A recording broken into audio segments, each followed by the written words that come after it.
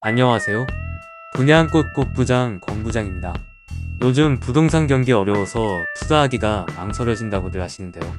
과연 과거에는 부동산 투자가 쉬웠을까요?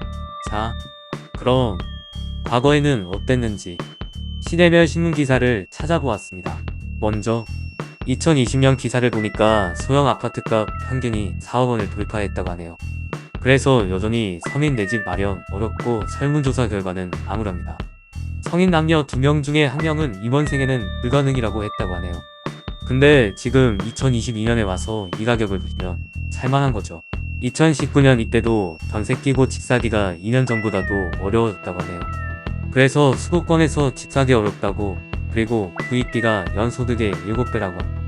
근데 제가 볼 때는 이때만 해도 타이밍이 참 많았던 것 같은데 항상 지나고 나면 보이는 사실들이죠. 2017년도 이때 금리 인상이 현실화가 됐다고 하네요. 지금도 똑같이 금리 인상을 하고 있지만 빚내서 내 집 마련이 더욱 어려웠다. 그리고 신혼부부 청년 똑같죠. 집 구하기가 어렵고 기준금리 인상 가능성을 시사하면서 고민을 가중시킬 것이라고 한다. 지금 상황이랑 조금 비슷한데 지금 이렇게 집 구하기 어렵다는 시절에 집 사신 분들은 아마 지금 2022년 기준으로 최소 2배 이상은 시세 차익을 가져갔었을 것 같아요. 2016년도에도 보시면 직장인 10명 중에 8명이 경제가 어렵다고 생각한다고 합니다. 여가생활 저축 포기한다고 하는데 이때 연루가 나왔나요?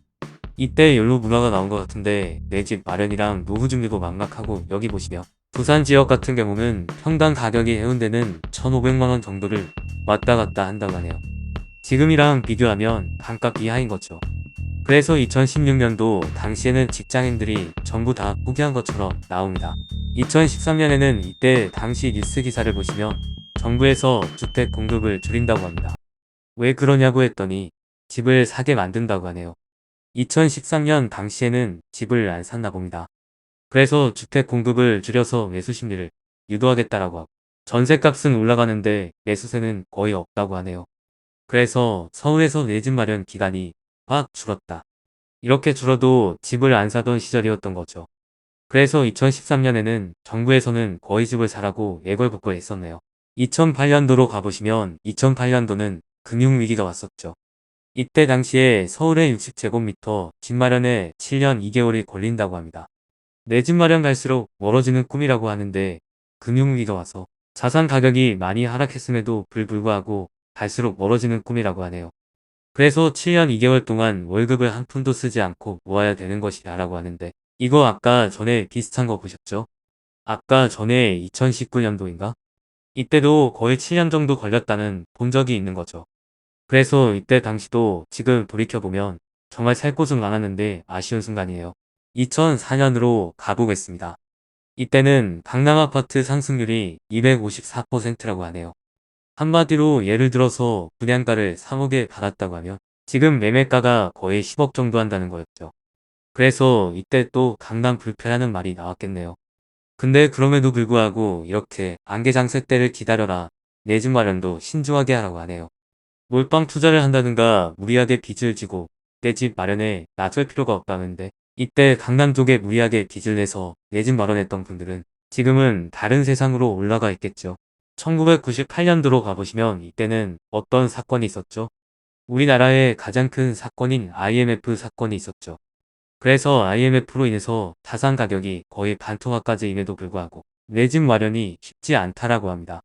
그래서 이때 당시에 자산 가격 폭락이 지금이랑은 비교할 수도 없겠죠. 더 많이 떨어졌겠죠. 근데 항상 여러가지 이유로 내 집 마련은 항상 어렵네요. 98년도와 반대로 1988년도로 가보시면 이때는 호황기입니다.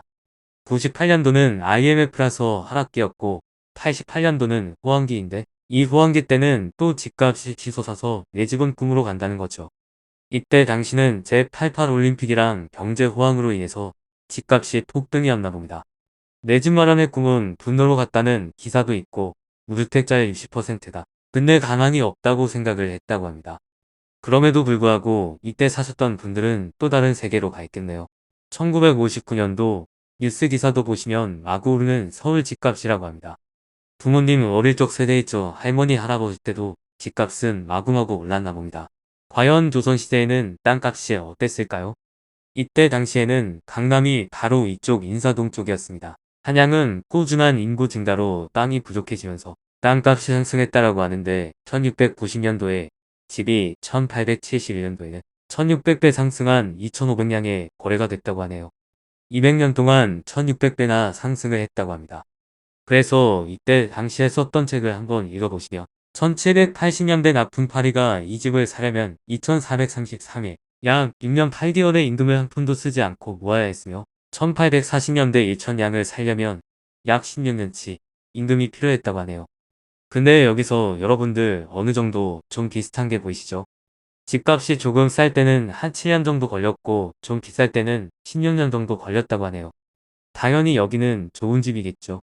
그런데 지금 이 수치가 여러분들 지금이랑 별반 다르지 않습니다.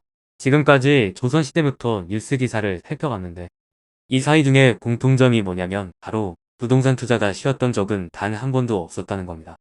내년 뉴스 기사가 나오지만 내년 나오는 말이 있죠. 올해는 내년보다 집을 사기가 더 힘들다, 이 말은 아마 내년 보셨을 겁니다. 이게 왜 그러냐면 부동산은 자산입니다. 부동산 투자는 지금 이 순간이 타이밍입니다.